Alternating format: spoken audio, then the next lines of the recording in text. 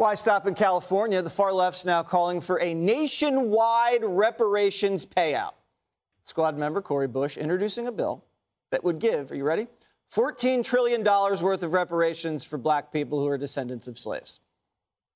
America must provide reparations if we desire a prosperous future for all. 222 million hours of forced labor, which today would be at the value of over $97 trillion.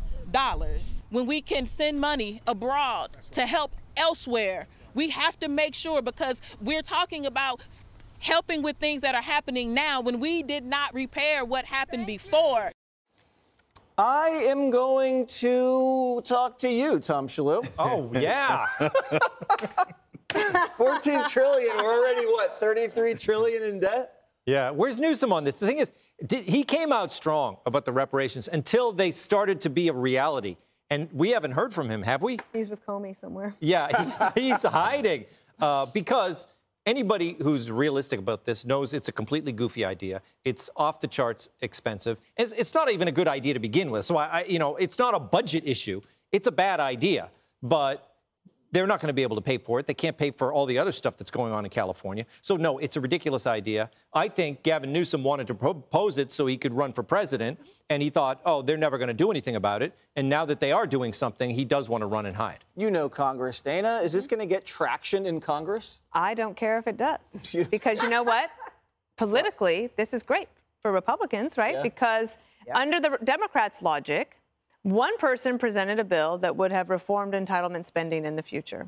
And that turned into all Republicans want to throw Granny off the cliff and take away your Social Security and Medicare. So I think turnabout is only fair play. So all the Republicans can now say that the Democrats want to do $14 trillion of reparations and just hang it on them. Now, the White House has been very careful to say, this is for Congress to decide. Right. This is for Congress. Do you really think that your base is going to let you get away with that? For how long? And I just would love to see that if Biden were to debate in a primary, which probably won't, but he will have to debate in 2024. This will be a great question for him to have to answer. And he will say, we will have a commission to study it. Yeah, and we know how that goes. Judge Jeanine Pirro, yes. Cori Bush, she's loud. She is, I guess, influential in the squad. How many is in the squad? 4? Well, they added a guy. Oh, okay. Does he get special privileges, by the way, if you're the only male? Yeah, he gets to go in the ladies' room. So will this catch fire at all? No. 70% of Americans are against it. That's number one.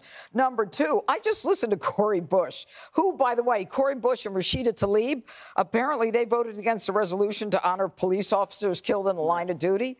I mean, yeah, they're real Americans. But anyway, she just said, Cori Bush, we need, what was it, $91 trillion so that we can then send the money abroad. Wait a minute. I thought this was to repay you for slavery. Now, a civil war, people dying, that's not enough. We need to get the money to send it abroad for other people. No, this is absurd. What it's doing is it's creating the anticipation, just like Newsom did. He signed the task force. He signed it when it got back. And then he comes back and he actually said, this isn't really all about money.